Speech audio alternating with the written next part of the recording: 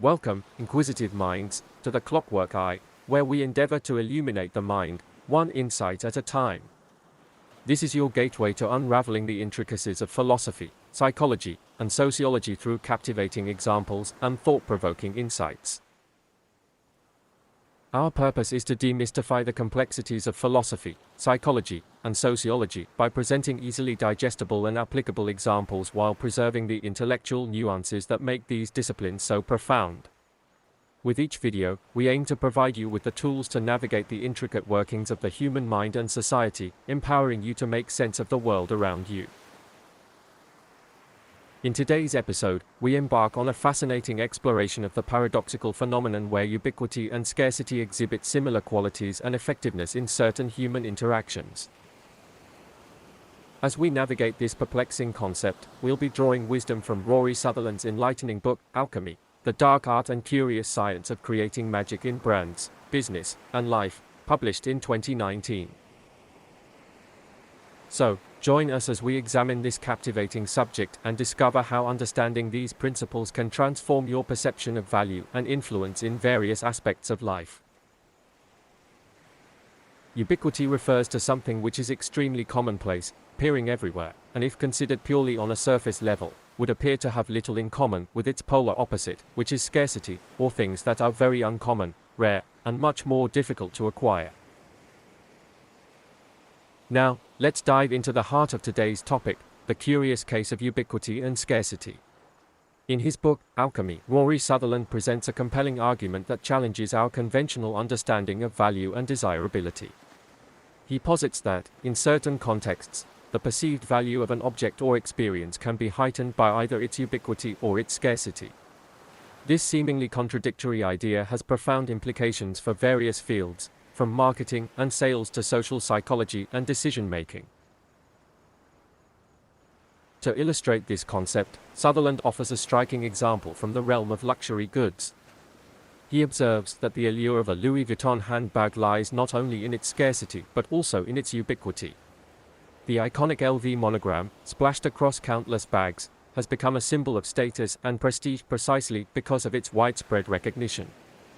As Sutherland writes, the value of an LV handbag is in its salience, not its scarcity. It is valued because it is widely recognized, not because it is rare. This notion of scarcity through ubiquity is rooted in the psychological principle of social proof, famously articulated by Robert Cialdini in his seminal book, Influence, The Psychology of Persuasion. Cialdini argues that humans are inherently social creatures who look to others for cues on how to behave and what to value. When we see a product or idea embraced by the masses, we are more likely to perceive it as desirable and valuable, even if it is not objectively scarce. The power of social proof is evident in the rise of viral trends and the phenomenon of FOMO, fear of missing out. As more people adopt a particular fashion, technology, or belief system, its perceived value increases, creating a self-reinforcing cycle of popularity and influence. This idea is encapsulated in the concept of informational cascades, described by economists Sushil Bichondani, David Hirschleifer, and Eva Welsh in their seminal paper, A Theory of Fads, Fashion, Custom, and Cultural Change as Informational Cascades. They argue that individuals often make decisions based on the actions of others, leading to the rapid spread of ideas and behaviors, regardless of their intrinsic merit.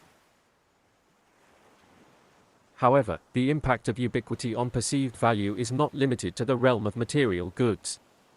In the domain of ideas and beliefs, the widespread acceptance of a concept can lend it a veneer of credibility and authority, even if it lacks empirical support. This phenomenon is known as the illusory truth effect, first documented by psychologists Lynn Hasher, David Goldstein, and Thomas Topino in their 1977 study, Frequency and the Conference of Referential Validity. They found that repeated exposure to a statement, even if it is false, increases its perceived truthfulness. The illusory truth effect has significant implications for the spread of misinformation and the formation of echo chambers in the digital age. As social media platforms and algorithms curate content based on popularity and engagement, the most ubiquitous ideas often gain traction, regardless of their veracity.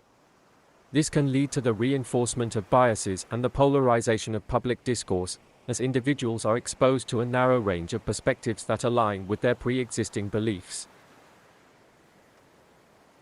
But the power of ubiquity is not limited to the realm of the masses. In certain contexts, the appearance of scarcity can also enhance the perceived value of an object or experience. This is particularly evident in the world of luxury goods and exclusive experiences, where limited availability and high barriers to entry serve as markers of prestige and desirability. The allure of scarcity is rooted in the psychological principle of reactance, first described by psychologist Jack Brem in his 1966 book, A Theory of Psychological Reactance.